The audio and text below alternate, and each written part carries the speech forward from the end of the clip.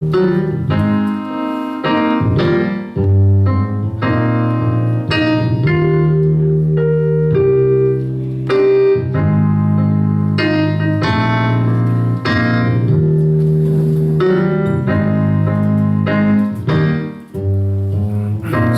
I met Jesus,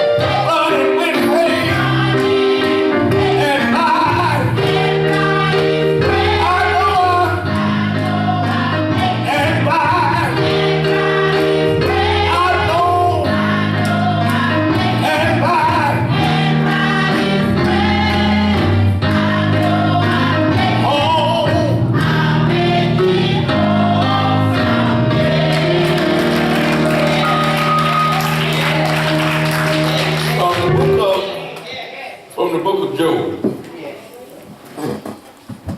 chapter 31, verses 35 through 37.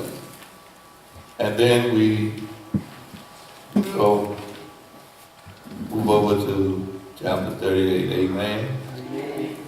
I know you're preaching from Job and funeral, but this is not a funeral. Amen. From the King James Version of the Bible, Job chapter 31, 35, and 37. Oh, that someone would hear me. Behold, my desire is that the Almighty would answer me, and that my adversary had written a book. Surely I would take it upon my shoulder and bind it as a crown to me. I would desire unto him the number of my steps, as a prince would go near unto him. Turn with me to 38.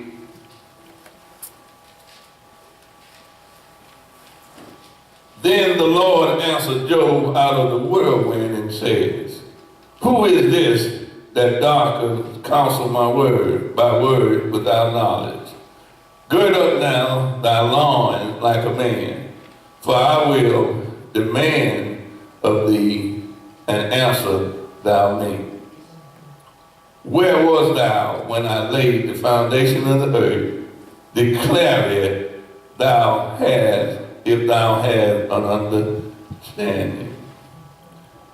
My former, maybe seated, my former principal of my high school, he preached this sermon. This is not a shout sermon, but if you listen, you will get an understanding. The subject is a heated debate, a clear winner, and a repentant loser.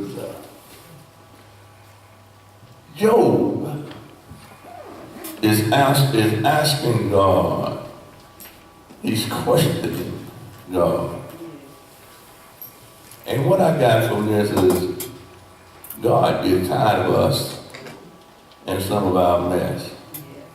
The Lord answered Job from the whirlwind, why are you using your ignorance to deny who I am? Now, Job, get ready to fight, for I am going to demand some questions from you, and you must reply. Where were you when I laid the foundation of the earth? Tell me if you know so much. The word debate is very much in the news these days, especially in the political arena. In the last presidential election, most of us were glad when it was over, regardless as to who won. Well, one of the interesting features of the last election was that of the national televised debate between those who were seeking the presidency as well as those who were seeking to become the vice president. We saw the candidates go after each other and engage in verbal combat. They were accusing each other of inexperience, lack of character, and just plain lying. And you know, as I think about it, it's either candidate is as bad as his or her opponents say that he or she is. The country is in bad shape, regardless as to who wins. But you know, one of the things which amazed me about these debates is that no candidate or his supporters, his or her supporters, will admit that they lost. After the debates was over, the news reporter will ask the candidates as well as their supporters to make an assessment of the debates. And invariably, they will say their party won the debate. If a Clinton supporter is asked who won, they will say Clinton won. If a Trump supporter is asked, he would say Trump won. And of course, the same thing is true about the vice presidential candidate. Well, let's face it, Pleasant Valley, somebody is lying. Somebody is not telling the truth. When you have candidates debating on the same issue and each one gives a different answer to the same question, all of them cannot possibly be winners. If one is the winner, then the other must be the loser. But nobody wants to admit that he or she was the loser. We just have to wait until the election is held to find out the winners of these debates. Well, today I want you to focus on a heated debate in which there was a clear winner. Are you going to help me? When the debate was over, the news reporter did not have to assemble a panel, nor did they have to question any voter to determine who had just emerged as the winner.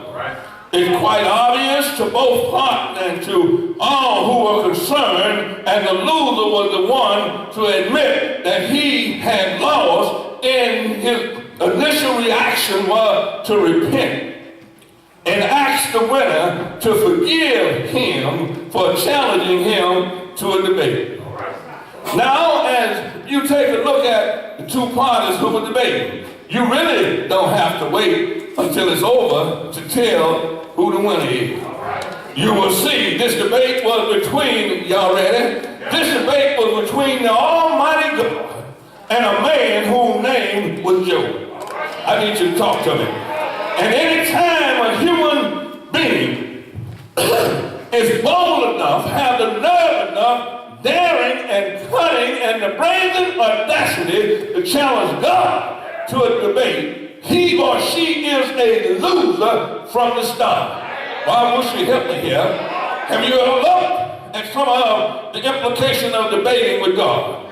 When man debates with God, we must say that this is humanity debating with divinity. The creature debating with his creator. Mortality debating with immortality. And the one who is finite challenging the one who is infinite. Y'all can talk back to me. Weakness versus strength. Ignorance versus complete knowledge. Foolishness debating profound wisdom. An empty pitcher debating against a full fountain. Choir, y'all ain't talking to me. You hear what I'm saying?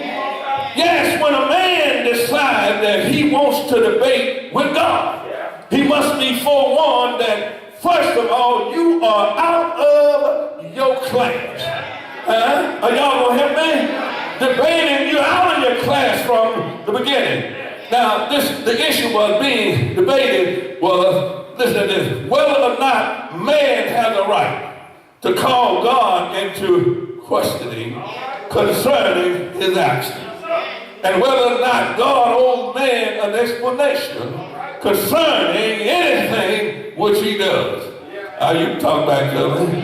Better leave God alone. Your arms are too short to box with him. To get a clearer understanding just why this issue came up, let's back up and take a look at some of the circumstances of life. Are you going to help me? Well, one of the things that happened, the Bible said there lived in the land of Uz a man by the name of Job. Job was a good man who feared God and stayed away from evil. He had a large family of 7 sons and 3 daughters and was immensely wealthy. He owned 7,000 sheep, 300 camels, 500 yokes of oxen, 500 female donkeys, and employed many servants. That qualifies him to be the richest man in the land of Uz. He was, in fact, the richest cattleman in the entire area. Some more details given concerning his vile character. However, those opening verses tell us enough about him to know that he was a good target for Satan. In other words, Satan don't want to see you with a smile on your face. So Satan don't want to see you happy. Satan don't want to see a church getting along with one another. Satan don't want you supporting your church. Satan is the author of confusion. If there's confusion in the choir stand, Satan is happy. If there's confusion on the deacon seat, Satan is happy. Wherever there is a smiling group of folk, Satan is not happy until he can get in there and create problems. When things want to go right in the church, folks want organization and auxiliaries to go right. Satan would tell, I wouldn't go to choir rehearsal.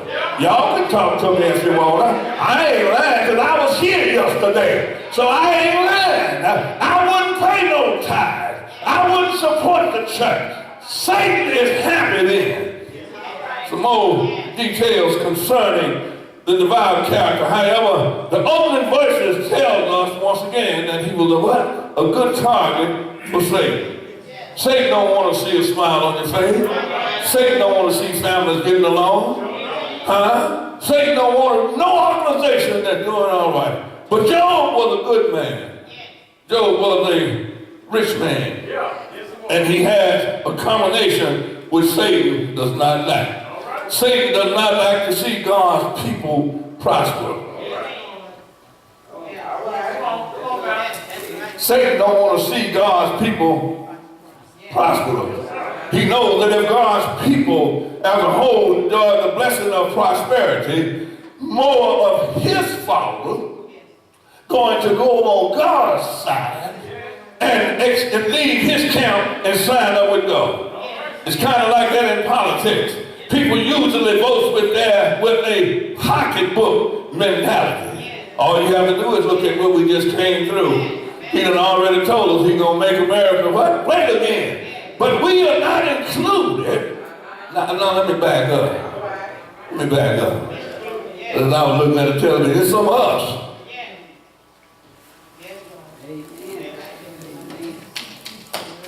There was a whole lot of us supporting that garbage that they put down. But God is not pleased with it. And guess as sure as I stand here, 6'5", almost 300 pounds. God's going to clean this mess up. And there's going to be some folk going to be hurt as to what he's going to do. God is not satisfied. He already said in his word, what you do to the least of mine, you do it to me. You see how fast these gas prices falling on you. If y'all ever say, how long has it been since you seen gas under $2? And guess what? It's going to get better. Y'all need to help me here.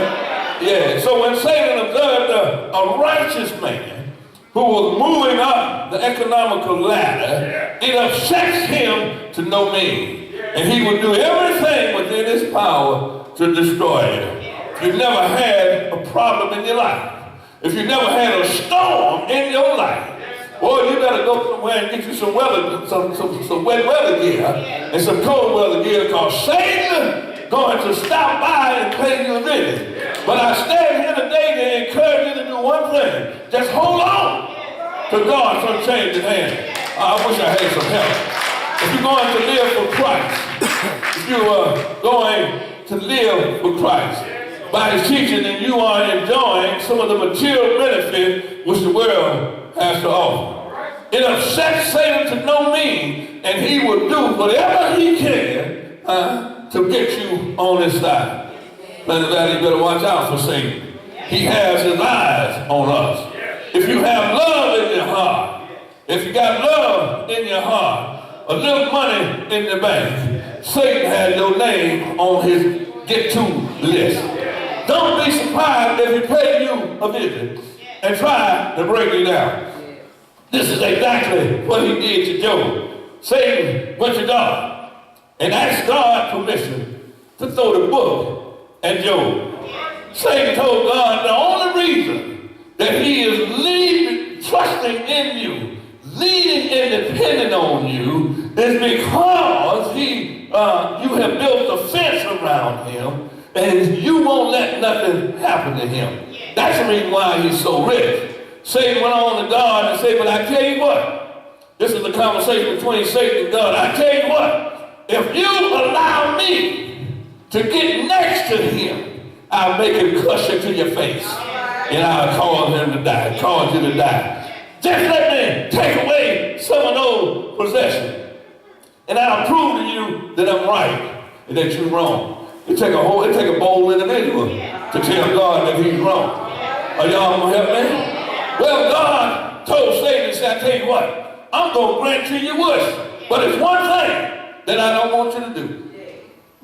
You can take everything that he had, but do not touch his soul, because his soul belongs to me. In other words, God told him you can take everything that Satan had, all of his children, and all well as his health, and just let him remain alive.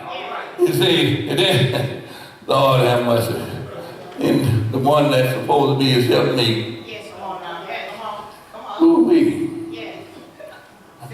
The one that's supposed to be his helpmate. Are y'all gonna help me? He told her, that's what Satan told her. He said, I tell you what. He said, I get next to him. And she told him, she said, I tell you what, Satan, Job, why are you such a fool? He said, I don't understand what you're talking about. I said, why are you such a fool? He said, you lost everything you had. You were the richest man in the land of Uz. Now you're poor. We don't have nothing. Souls from the top of your head to the bottom of your feet. And you in constant pain.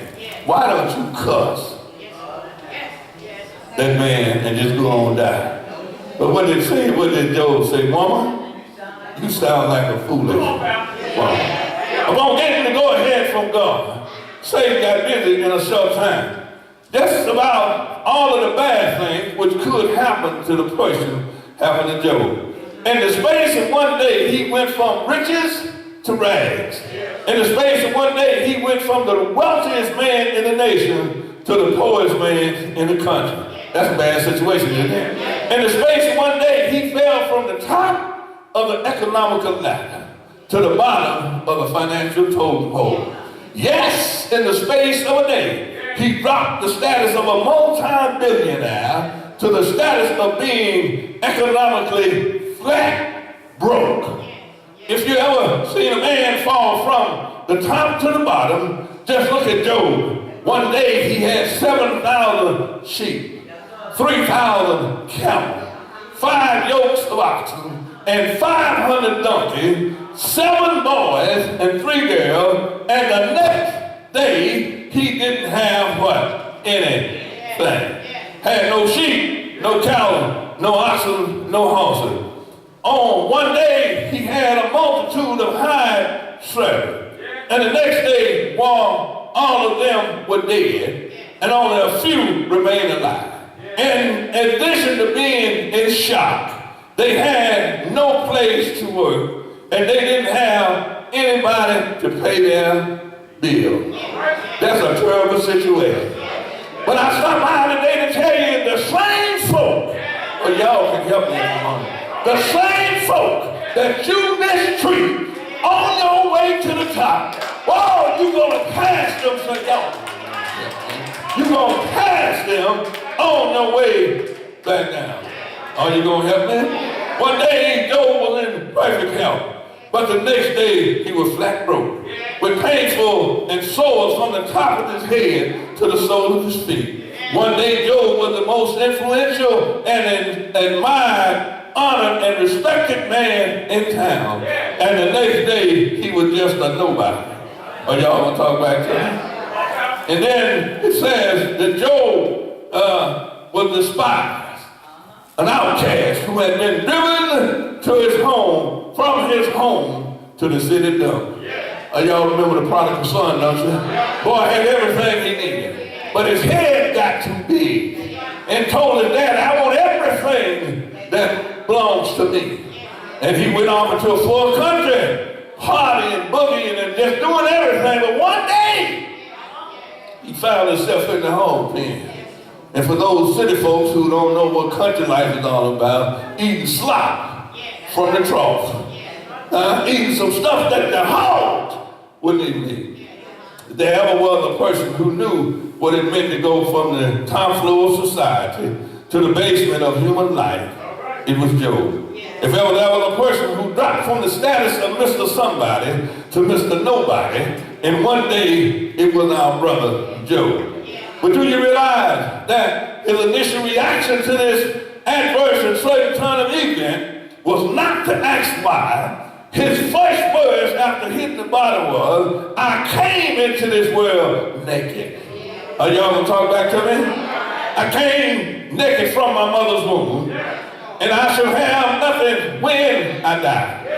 In other words, when I was born, there was no U-Haul attached to my crib, and when I die, there won't be no U-Haul attached to my casket.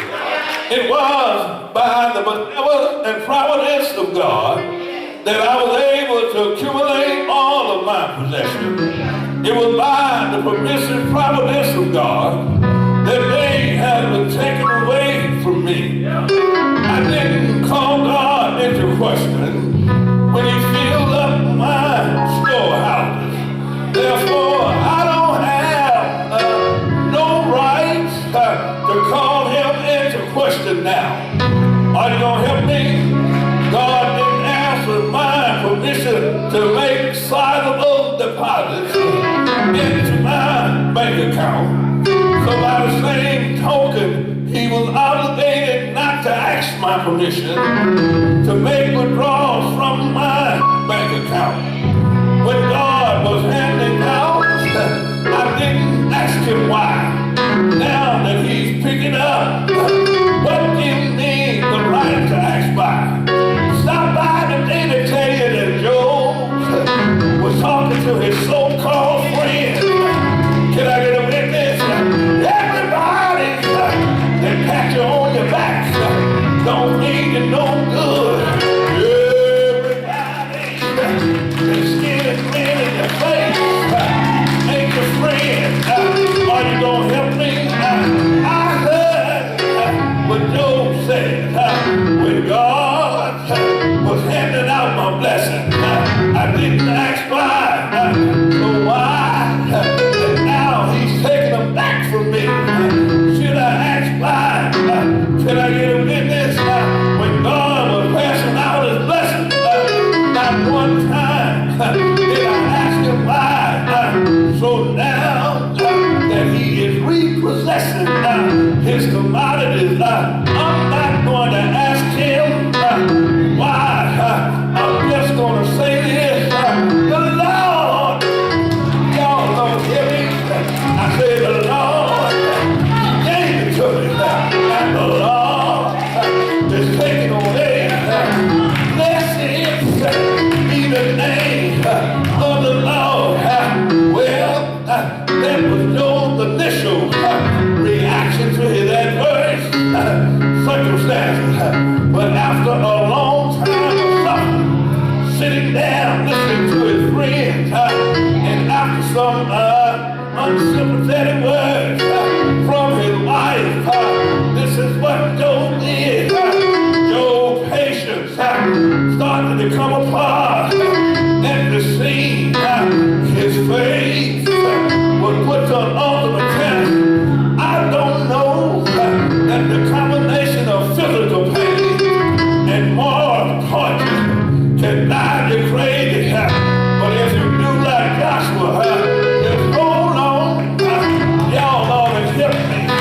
Just hold on to God's unchanging hand when you're lying on your bed of affliction, when unrelenting pain seems to be sapping all of the strength from your body. All you have to do, those so-called friends, instead of stroking you and gently soothing you and offering comforting words, they are constantly agitating you and talking falsely against you. You need to put your trust in the Lord. This is what happened to Job. It will happen to us. Job experienced this in the fullest sense after his pain became so severe. And after the farewell of friends continued to harass him and offer false accusations, he yields to the temptation of calling God into the courtroom and challenging God to a debate. Yes, Job broke down under pressure and made the mistake of asking God for a debate. Are y'all ready to go to the debate? Job, not realizing what he was getting himself into, called upon God to explain to him why all these things was happening to him. Have you done that sometimes? Sometimes life is closed in, can't pay your bills, don't know how you're gonna make it. Sometimes you question the Lord, where are you? I'm going through hell, but where are you? Can I get a witness? Listen to Job as he presents his case to the Lord. Lord, why don't you come out of hiding and show your face? Why are you not answering me? Dear Job, why don't you answer when I call you?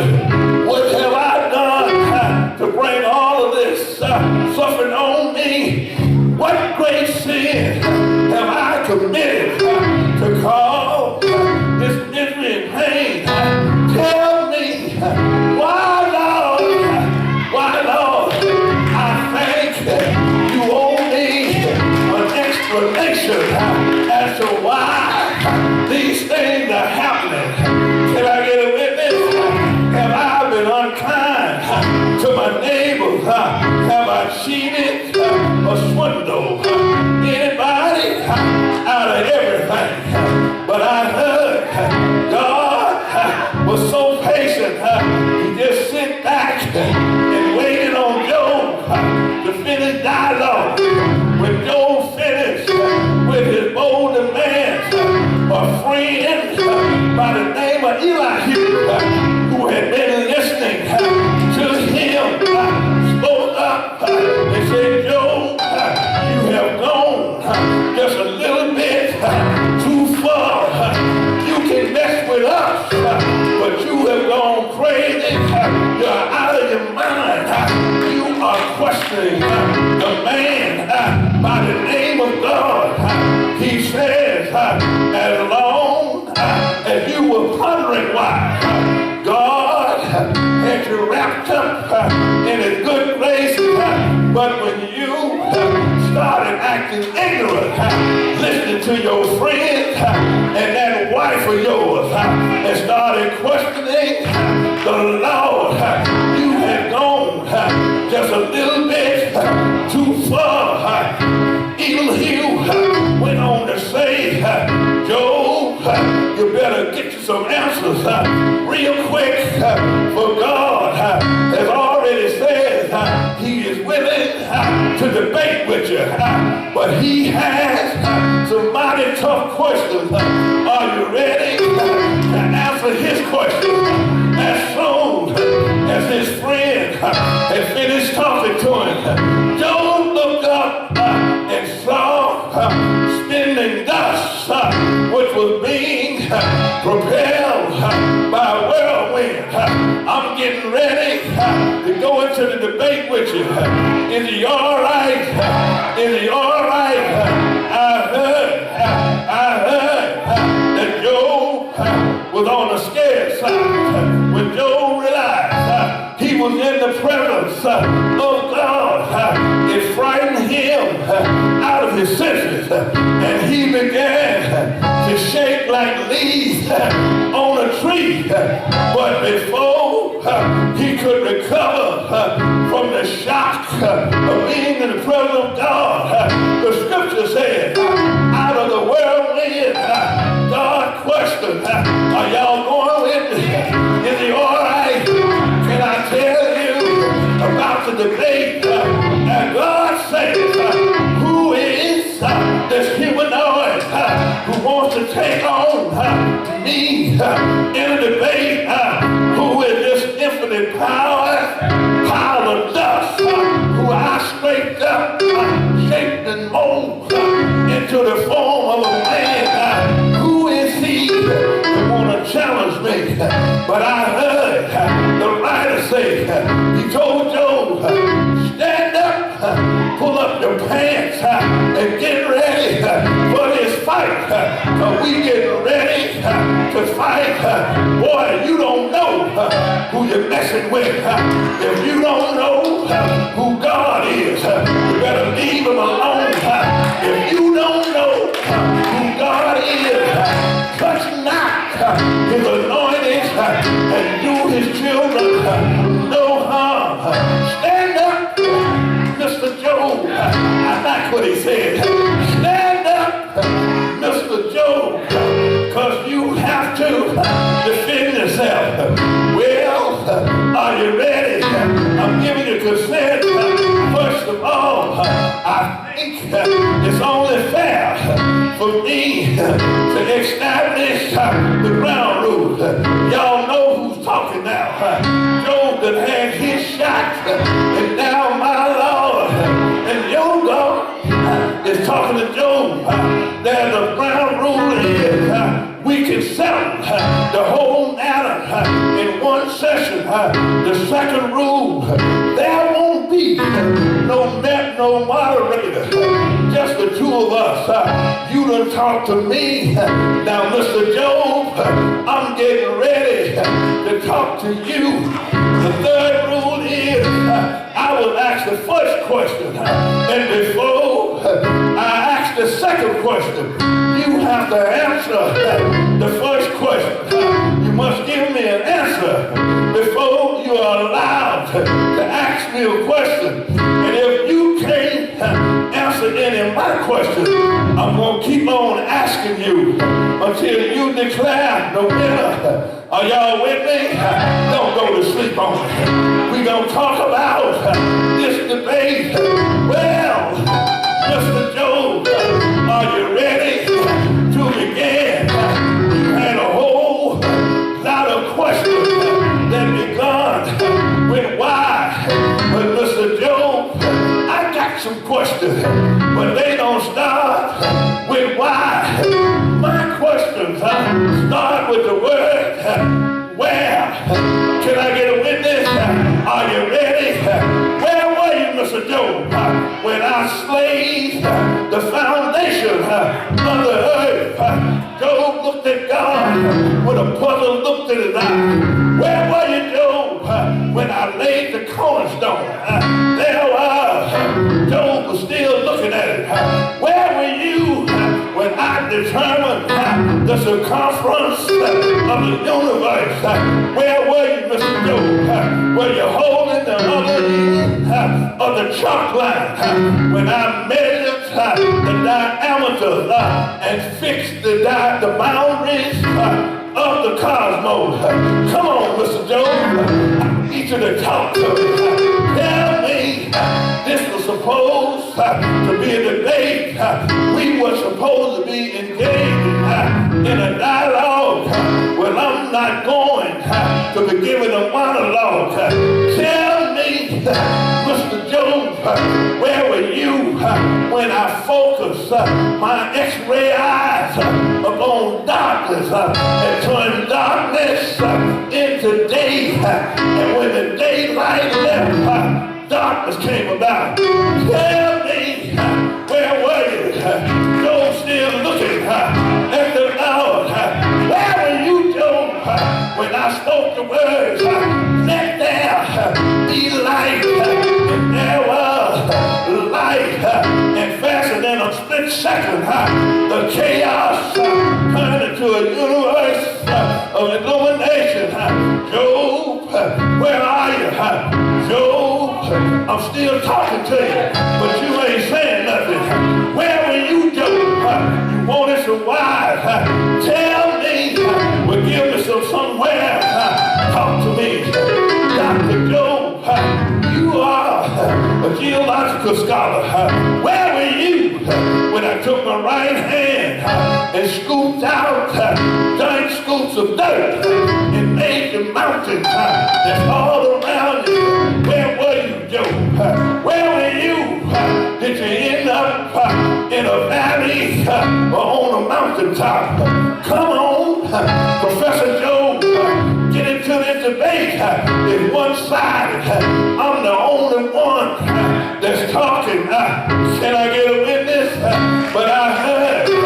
Tell me, where were you when I pulled a canopy across the top of the universe and painted it blue so you got a blue sky? Where were you when I set the sun? Joe, you ain't talking to me. Where were you when I set the sun ablazing in the sky? Where were you when I stood up, looked, and reached out and screwed every star into a silver socket? Tell me, Joe, where were you?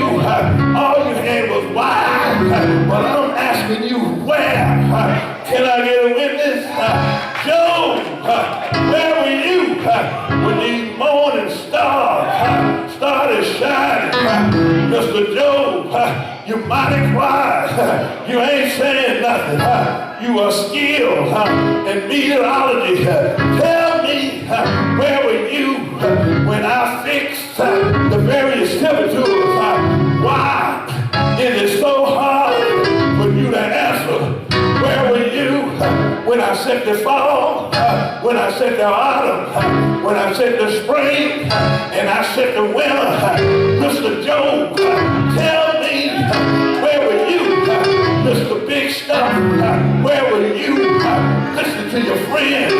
But I stopped by today to tell you, when it was all over, when it was all over, all Job could do was just stop his head and start crying and say, Lord, would you please forgive me? Can I get a witness? I stopped by today to tell you about a heated debate, but a clear winner and a repentant loser. Job asked the Lord, please sir, I repent for the way I act. Lord, I'm sorry. Please, forgive me when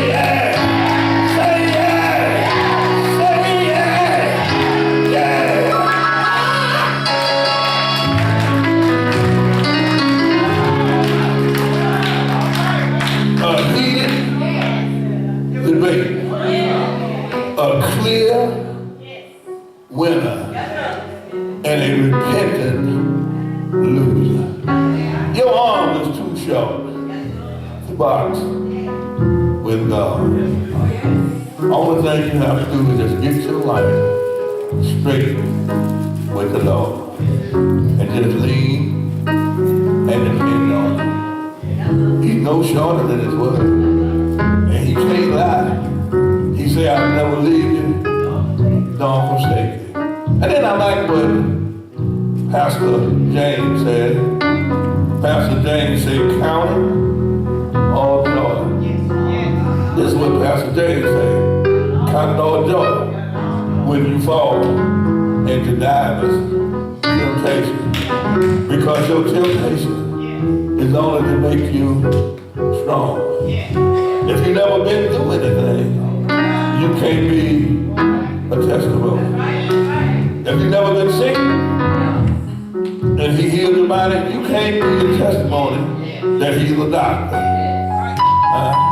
If your parents are still living, you can't say that you know He'll be a mother to the motherless, to the father, to the father. If you've never been hungry, you can't say that He'll put food on your table. But I can stand here and tell you, I done tried the man. I done tried it. I done tried. And guess what? He has never failed. If we extend the privileges of the church, somebody ought to, you only got one more Sunday. No, it's 5 Sundays in this one, isn't it? But I wouldn't take a chance. I wouldn't take a chance if I didn't have somebody that I could call on. And that's all you got to do is just put your trust in the Lord. Look at Him.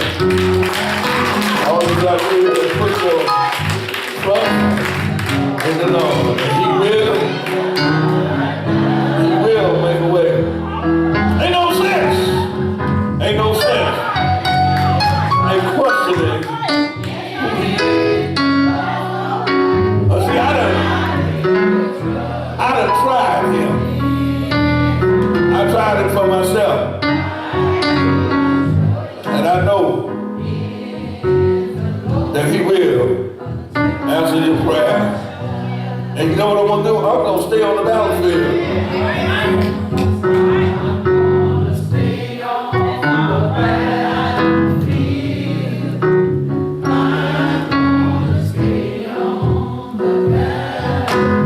That means you fight.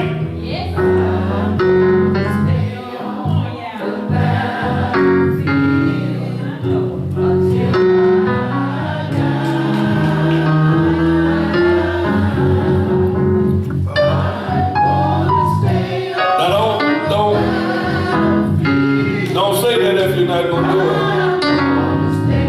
Because that man called Satan, he going to try you. He going to see if you for real. Now, this is something else you need to do. You need to treat everybody right. I'm going to treat everybody right. Is there another? I'm gonna treat everybody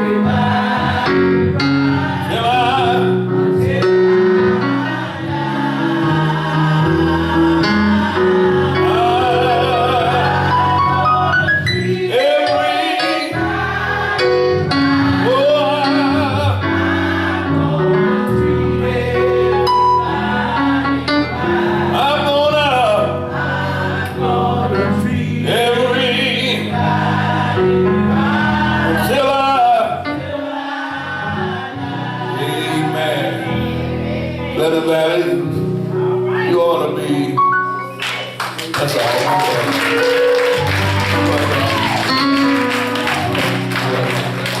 Sister Mary. Pastor Harrison, Pleasant Valley Church, we have Sister Elise Chain. Come on, Sister Chain. What's that? She wants to come. She wants me to be a pastor. Do she know what she doing? She don't know what she doing, do she? Oh, she say yeah. Amen, amen, amen, amen. That's your friend? I got two friends. Is that your friend right now? I got. No. Is that your friend right there? Is that your friend? I need you to pray. Because I want her. Come on. I want her. She said, don't rush. Don't rush. Wait, take my time. I made up my mind. All right.